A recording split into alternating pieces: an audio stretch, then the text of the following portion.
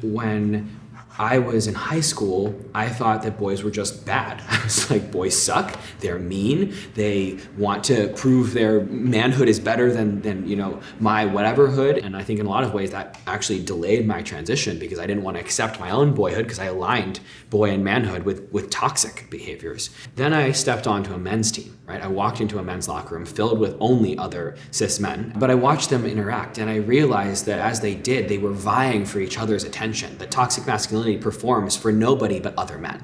It's all about finding mutual respect, which really means just wanting to be loved. And I think that was the most terrifying moment when I realized I had a desire to engage in the behaviors because I'd spent so long thinking all these things were horrible, that why would anybody engage? But then I sat in this room wanting to belong. This episode of What's Underneath Masculinity is made possible with the support of BetterHelp. If you want to start therapy, give BetterHelp a try and head to betterhelp.com/whatsunderneath for 10% off your first month.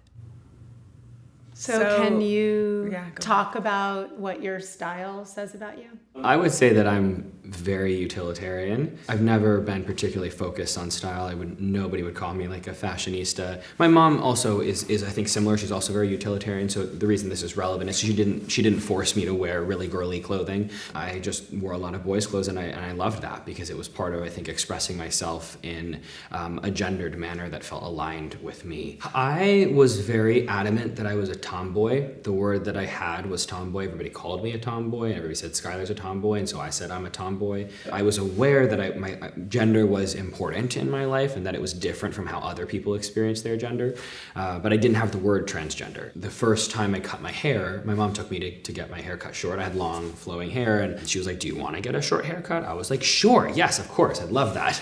And so I got a short haircut and then everybody immediately started gendering me as male because all my clothes were male and then my haircut was male.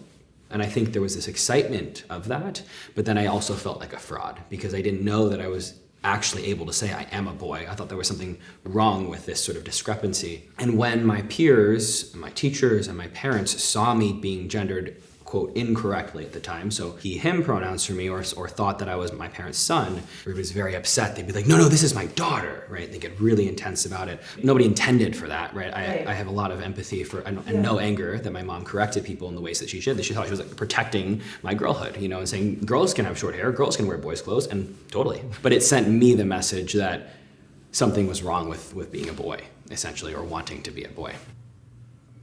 Can you talk a little bit about the assumptions that people make about you based on how you present or how you look? I think it's pretty safe to say most people don't know that I'm transgender when they look at me, or rather they don't assume that I'm transgender. They don't assume that I'm queer. People, I think, see me as like a cute,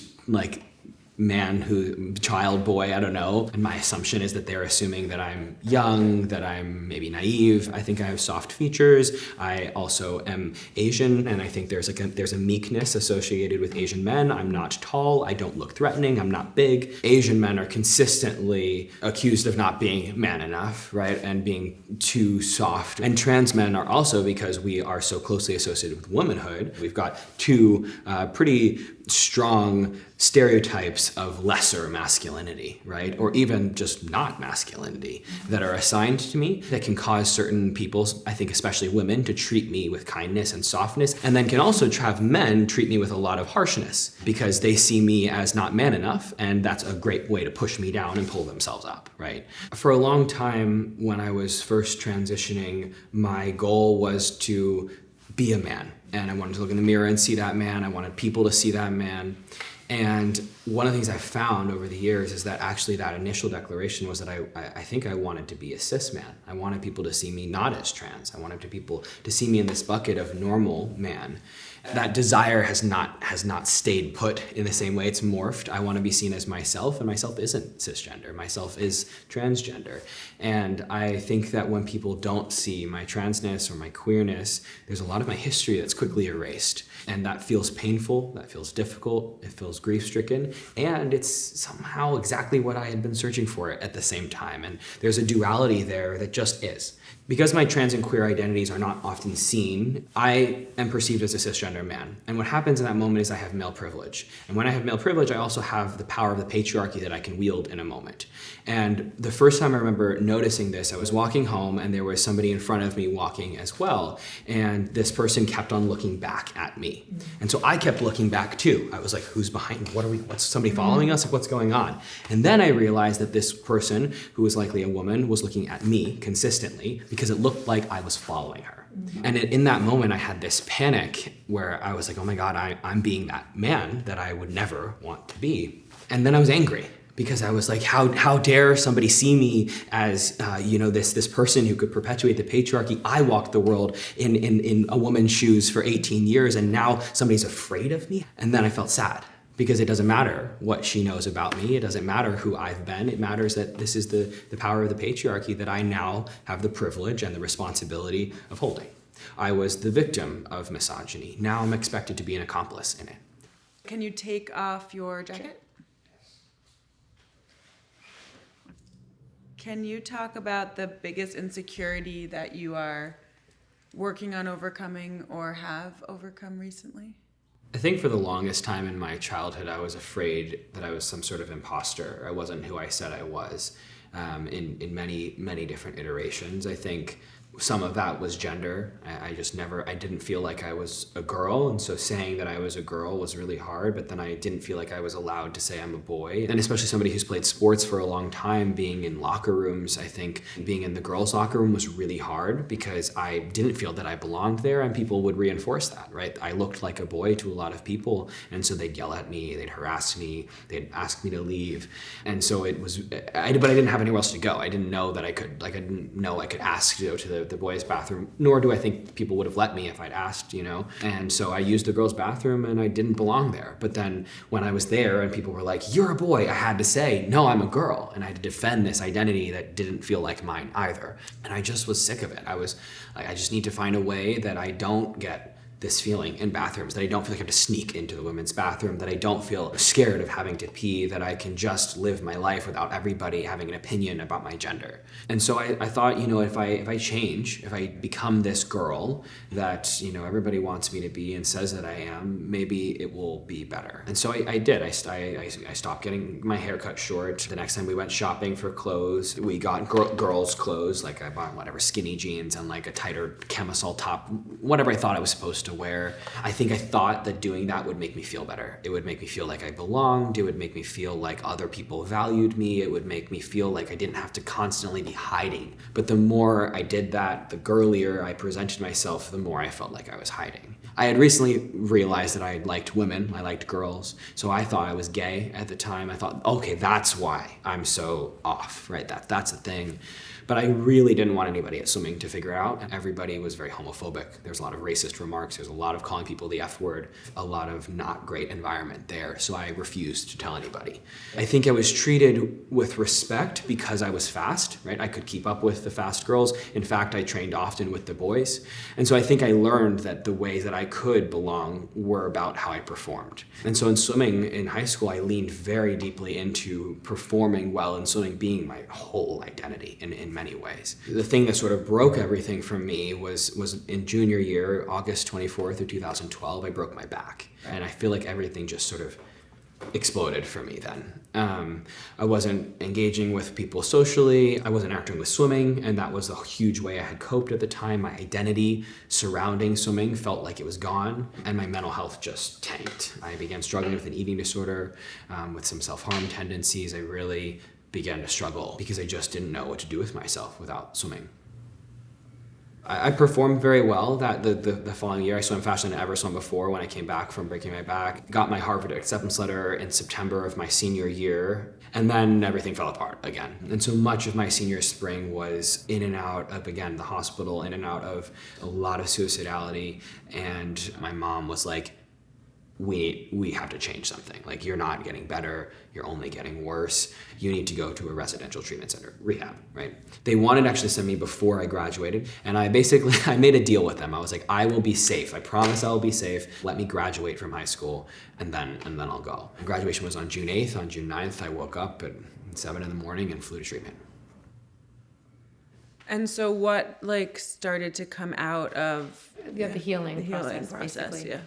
My therapist saved my life. There's no other way to say it. I think she did an excellent job of encouraging me to investigate parts of myself that I hadn't before. I never named I'm bullied, right? I had never said I don't feel like I belong with other people. I had never said my gender feels confusing to me. And it's not that I came into the therapy office and said those things either, but she listened between the lines and pulled them from me, right? The word transgender took a long time to show up in therapy, I think because my therapist wasn't trying to say like, you're transgender. She was trying to say, maybe gender is important. And so I think we sort of stumbled into it as she led me to a place where I felt more comfortable examining my gender. And then when we got to that place where the word transgender had finally come up in therapy, she said, Schuyler, I'm not actually an expert in these identities. Let's have you meet some people who are trans, right? Just get some more education, some more context. And I went to like this workshop called the Gender Continuum. And I met the first trans person that I had ever really knowingly met. And there was something about the way he walked in and the cargo shorts that he was wearing that I had worn my whole childhood, and just the way he held himself that I was like, oh my God, that's me. And there was something in me that broke, and I spent the rest of the 8-hour workshop in tears. I was like sobbing pretty much nonstop for most of that day. Some of that was relief, but most of it was pain. It was so terrifying to say, this is me. I came out to my parents, and I think that my mom and dad were more just like, what's next? I think that's how my parents felt. It was like I was kind of throwing a bunch of stuff on the wall, and most hadn't stuck. So when I threw trans on the wall, they were like, yeah, okay. And I think there wasn't a confidence that it was gonna stick. But when it did, then I think more of the more difficult conversations came out of, you actually want to change your body? What do you want to do? What are you going to do about swimming, right?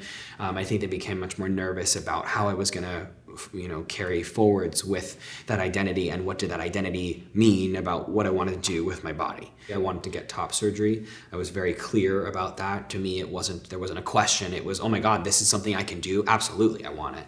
That was a very difficult process because my parents were so resistant to the idea. My doctors also said no, you just got out of treatment. No, this is a phase. No, what if you regret it? Even my therapists, all of them, because I had multiple at that point, but they wanted me to have lived as a man for a year before I got surgery. And I had felt that I'd been living my whole life in this in-between. What do you mean I have to wait another year? A lot of people thought that my transition was, I think, a reaction to the mental health journey that I'd been on, as opposed to had been there the whole time. The barrier was also understanding. They felt that they didn't understand me. They were like, I don't get it. Why is this necessary? Why do you have to do this now? And I finally, there's a screaming fight me and my dad had where I said, I'm not asking you to get it.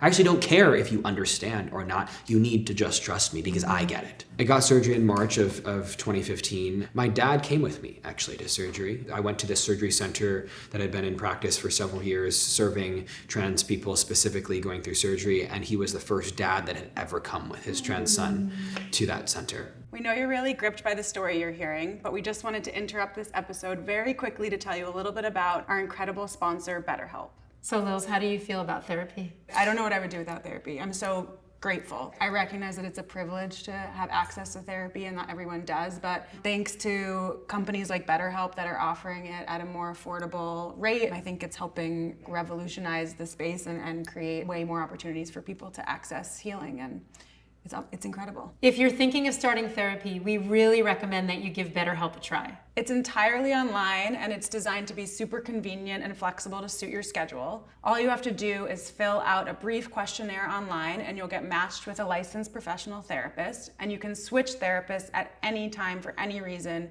if you're not satisfied. If you want therapy, try BetterHelp today. Visit betterhelp.com/what'sunderneath for 10% off of your first month. That's betterhelp.com/what'sunderneath for 10% off your first month. And now back to the episode. When I woke up from surgery, I looked down at my chest and I immediately started crying. I was so happy in that moment because that had been what I was looking for. And my dad was there when I woke up from surgery too, and he's told me since that was a really big moment for him because he saw me break in happiness, and I think there was a glimpse of a happiness he hadn't seen for a long time. He's told me that was the moment he was like, I'm so glad I trusted my kid. And then what was the journey from then to starting college like? At that time, I was still planning on swimming for the women's team. But when I returned from that surgery, the coaches who had clearly been discussing, all of these different happenings situation with me said, what if you swim on the men's team? Like, what would that look like if you swim on the men's team? Do you want to swim on the men's team? And the men's coach had actually been very, very supportive of this idea. He had actually brought the idea to the women's coach, and he was just like, well, Schuyler, if he identifies as a guy and wants to swim and is already accepted into Harvard, why wouldn't he just swim for me, the men's swim team, right? And I actually said no.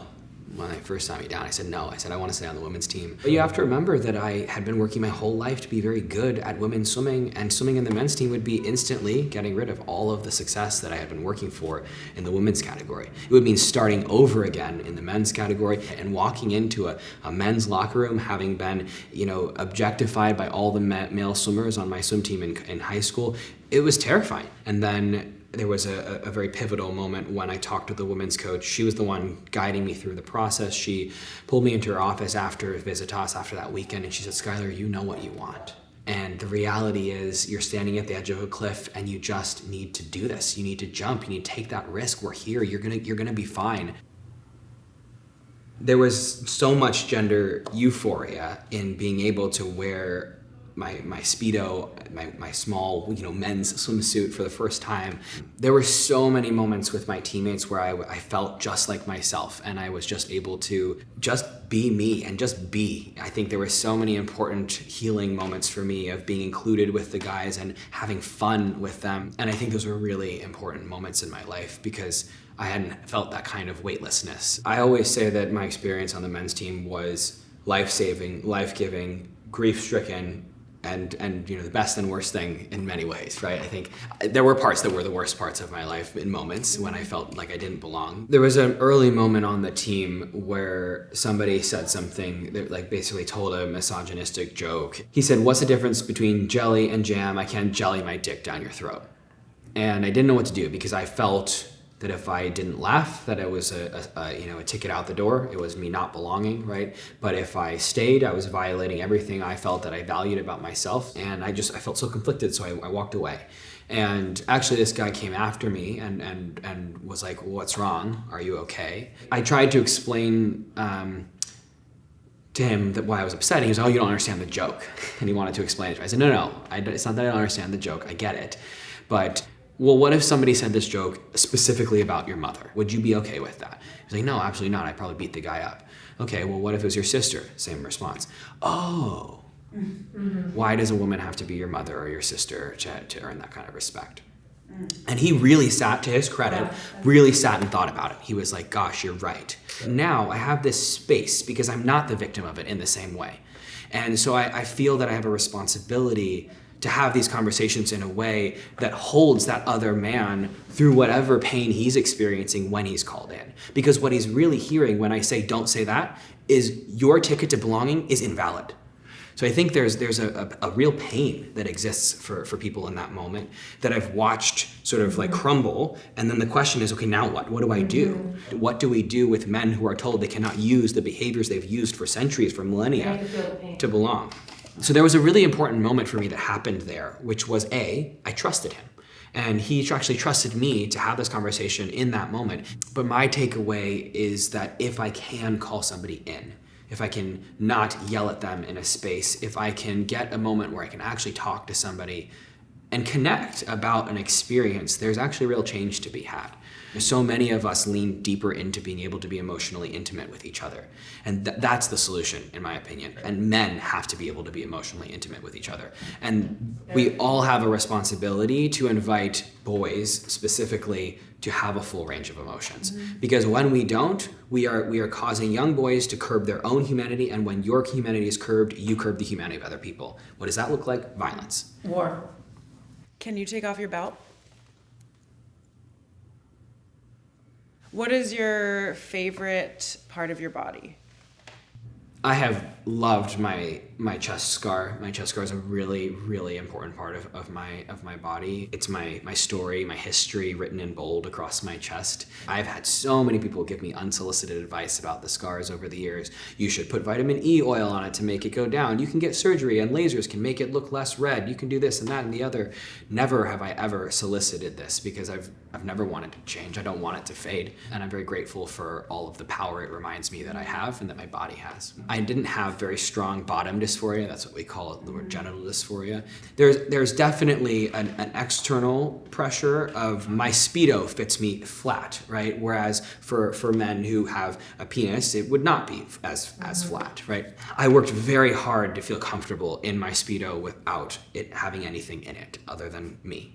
There are some people who would wear a Speedo and would be called packing, right? Would put a prosthetic in there to make it feel more comfortable for them. I think that's completely valid, but for me, that would be another message to my body that it wasn't enough. And I wanted deeply to send the message to my body, and I want to consistently always send the message to my body that it's enough as it is.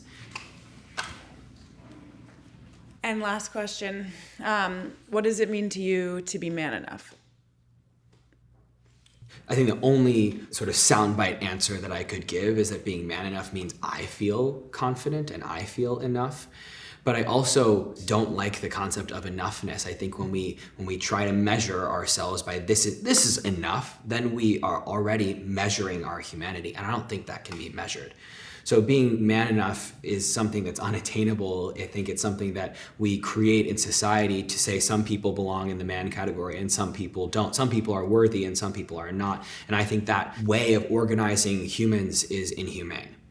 I think it's unkind. I think it breeds toxic masculinity. I think it makes young boys feel like they don't belong, and then those young boys grow up to be men who will make other people feel that they don't belong, and this cycle never ends. I don't think there is anything that is man enough. And I don't know if I ever want to be man enough. It's one of the things that I actually realized early in my transition where people would tell me I wasn't man enough, and I'd say, yeah, I'm not. To you, I'm not man enough. That is a truth, right? To many people in the world, unfortunately right now, a majority of Americans, I'm not man enough because they don't believe that trans people can identify as something other than what they were assigned at birth. And that has to be okay with me. That has to be the case. And so I think that man enough is a metric that I'm not interested in ever ascertaining. That is an amazing answer. Beautiful. How do you feel now, like that you're undressed and... I feel like I'm ready to go swimming.